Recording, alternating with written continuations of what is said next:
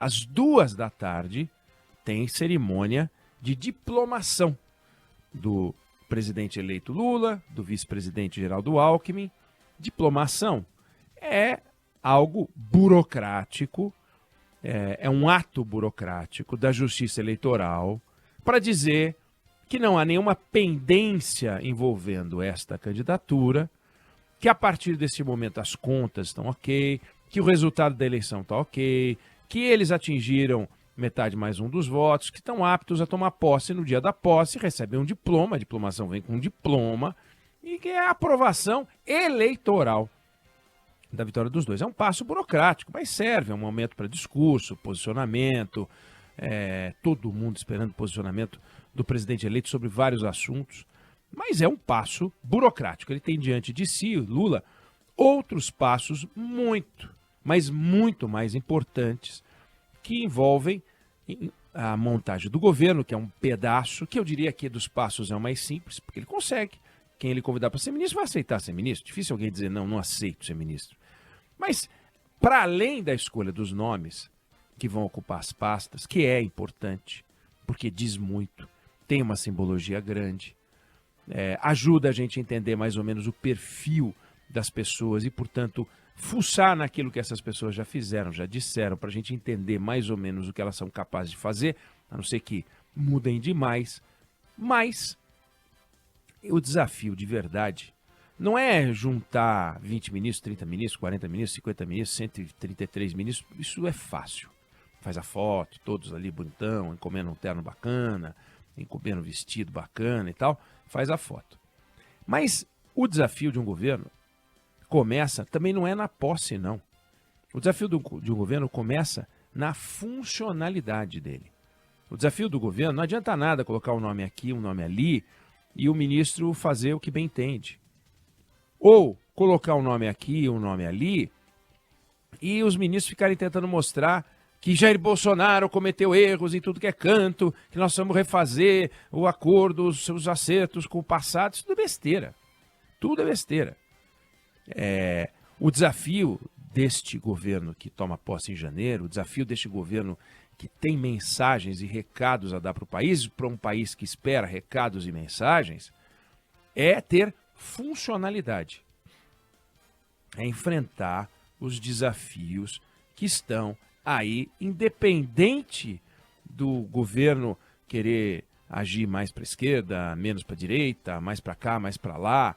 As diferenças ideológicas não vão encobrir os problemas que o Brasil tem. E o Brasil tem uma série de desafios.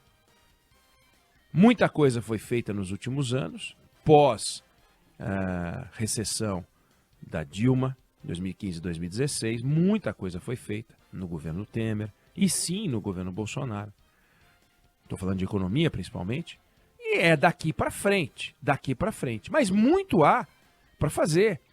Muita discussão ficou para trás, muita discussão ficou ignorada. Os governos atuaram naquilo que é o emergencial, os governos atuaram naquilo que é a urgência, naquilo que dá para tocar na tática, mas na estratégia, na montagem, num plano, na organização, eles estão deixando a desejar. Então, o que a gente espera é que o terceiro governo Lula seja o primeiro governo a começar a fazer algumas coisas que a gente está adiando fazer há muito tempo. Há muito tempo. Então a gente vê, por exemplo, reforma administrativa. Esse nome pode parecer uma coisa de vamos cortar uns salários aqui, vamos mudar o regime de contratação. Não é isso. Não é isso. É um problema muito mais grave do que parece. Os servidores brasileiros, saiu um artigo hoje no Estadão, o Jornal Estado de São Paulo a propósito, representam 6% do mercado de trabalho. Ou seja, tem uma pessoa trabalhando no governo para cada 16 pessoas. Você pega 16 pessoas que estão trabalhando, uma trabalha no governo. Não é tanto assim, se a gente comparar com os países da chamada OCDE, aquele grupo dos países ricos, grupo para o qual a gente quer entrar. Lá, em vez de 1 para cada 16, é 1 para cada 11. Ou seja, tem mais gente trabalhando no governo, na média dos países da OCDE, na média dos países ricos, do que o Brasil. Então não é que o Brasil tem funcionário público demais, não, na comparação com os outros países, e é importante a gente comparar com os outros países. Então, aqui, 1 em cada 16 trabalha para o Estado. Lá, nos outros países, na média, 1 em cada 11. Só que, quando você vai ver quanto que a gente gasta com folha de pagamento, os países da OCDE gastam em média 10% do PIB por ano. A gente gasta 13,4%. Como é que pode? Lá fora, os servidores ganham em média 16% a mais do que as pessoas que fazem a mesma coisa que eles, na iniciativa privada. Aqui é 67% a mais. Como é que pode? Entre 2013 e 2018, a massa salarial da iniciativa privada caiu 0,7%. Nós empobrecemos. E a massa salarial no setor público aumentou 12% no mesmo período. Ou seja, os servidores públicos enriqueceram. Ah, isso é injusto falar que eles enriqueceram. Na comparação com o setor privado, nós caímos 0,7% e eles subiram 12%. Por quê? Por quê?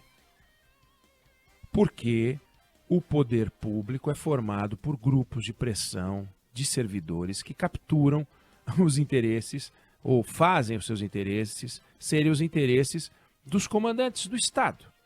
Então eles capturam o Estado. E aí está entrando um governo que tem uma base sindical, está entrando um governo de esquerda, está entrando um governo onde salário é tabu, um governo que chegou a dizer que ia rever a reforma trabalhista, né? O presidente Lula chegou a falar em rever a reforma trabalhista por enxergar nela defeitos que a reforma não tem. A reforma trabalhista foi o maior ganho dos últimos tempos no setor, nas relações de capital e trabalho. Difícil pensar numa coisa melhor. Acabou com a indústria do sindicalismo, acabou. Que é uma maravilha. Milhares de sindicatos que viviam de favor, de cobrar dinheiro para não fazer nada, foram fechados. Párias. Párias. E, de repente, cabe ao governo do PT o desafio de enfrentar esses números que eu acabei de colocar. Enfrente ele, os temas, este tema, ou não enfrente, vai ser a decisão, vai ser a divisão entre o Brasil avançar ou o Brasil continuar patinando. Num estado pouco dinâmico, num estado pouco funcional, num estado pouco eficaz, extremamente ineficaz. A gente não tem ideia do que devem produzir os servidores em cada um dos seus postos, porque a gente não tem padrão nenhum. A gente não sabe quantos processos um advogado da Advocacia Geral da União deve despachar. A gente não sabe qual deve ser a média razoável de nota que um bom professor de português deve conseguir dos seus alunos. Ou um bom professor de matemática, ou um médico. A gente não tem ideia de quantos metros ou quilômetros de esparadrapo uma unidade de saúde tem que usar ao longo de um ano atendendo não sei quantos pacientes. A gente não tem ideia. A gente não tem ideia de produtividade, a gente não tem ideia de produção, a gente não tem ideia de custo, a gente não tem ideia de nada. Os custos são simplesmente calculados com base no custo do ano anterior mais algum. Então, nunca vai ser menos algum, a não ser no corte aleatório. Como a gente vê, vamos cortar as bolsas. Aí corta as bolsas. Aí corta as bolsas. Aí os estudantes estão fazendo residência médica, não tem dinheiro para receber. Quer dizer, a gente não tem ideia de quanto custa o Estado, mas a gente corta as bolsas de estudo. E a gente aumenta os salários dos servidores. E aumenta o salário dos servidores segundo uma conta que não vale para o resto do Brasil, que paga a conta do aumento do salário dos servidores com a sua redução salarial. Nós, com a nossa redução salarial, pagamos a conta do aumento dos salários dos servidores. Não é possível que isso é razoável. Mas não é possível. Não é razoável em nenhum lugar do mundo. Por que é razoável aqui no Brasil? Então hoje é dia de diplomação, é dia de festa, dia de euforia, vamos lá, né? Vocês estão aptos a seguir em frente. Agora, o que é aptos a seguir em frente? É fazer a lição de casa ou é distribuir cargo?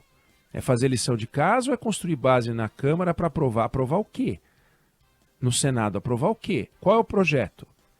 Qual é o projeto de país que o presidente Lula tem na cabeça? Não tenho uma ideia. Não tenho uma ideia. Não existe um programa de governo. Vai sair o programa de governo depois que se sentar com os ministros? Tudo bem. Mas tem que sair um programa de governo. Um programa de governo que tenha lógica. Um programa de governo que não funcione de maneira tática, apagando incêndio. Então, o PEC da transição, o nome diz, transição. Não pode ser PEC da permanência. As coisas têm que andar de uma maneira a estabelecer um caminho, uma ponte forte, firme. Não tem alternativa. Então, temos que olhar para as despesas que o governo faz, começando pela folha de pagamento, que é a maior das despesas, e ver o seguinte, está certo esse negócio? O que eles têm que o resto do país não tem? O que o servidor público pode que o resto do país não pode? Por quê? Por que o filho do servidor público ou o servidor público tem direitos que os outros brasileiros não têm? A tal da estabilidade para todo mundo. Será mesmo que estabilidade tem que ser para todo mundo?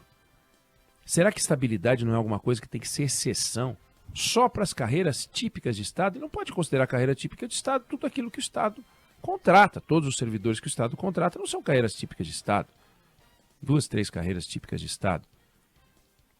Por que um professor não pode? Por que um professor é uma carreira típica de Estado? Eu sou a favor de ter mais professor, sou a favor de ter treinamento de professor. Agora, um bom professor tem que ganhar mais do que um mau professor.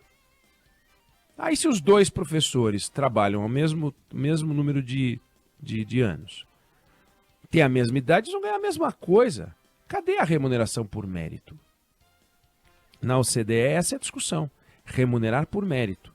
Pessoas de idade igual, com a mesma atividade profissional, mas com desempenho diferente, tem que ganhar diferente. Imagina fazer isso aqui. Dá para fazer.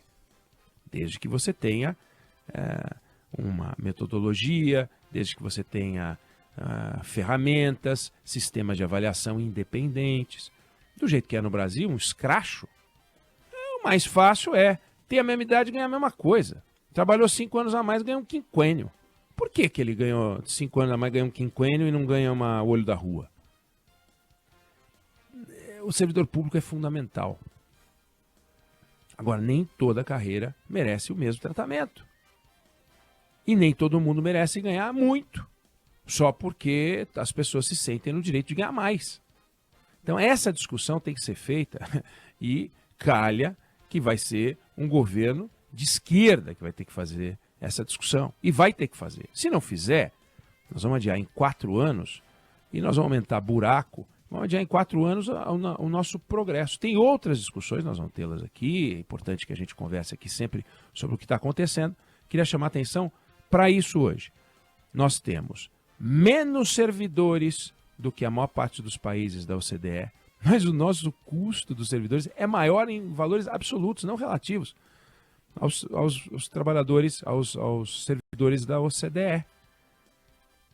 Ser um servidor na OCDE é ganhar um pouquinho a mais do que ser da iniciativa privada. Aqui é ganhar quase 70% a mais. Não dá, né? Tem que olhar para isso.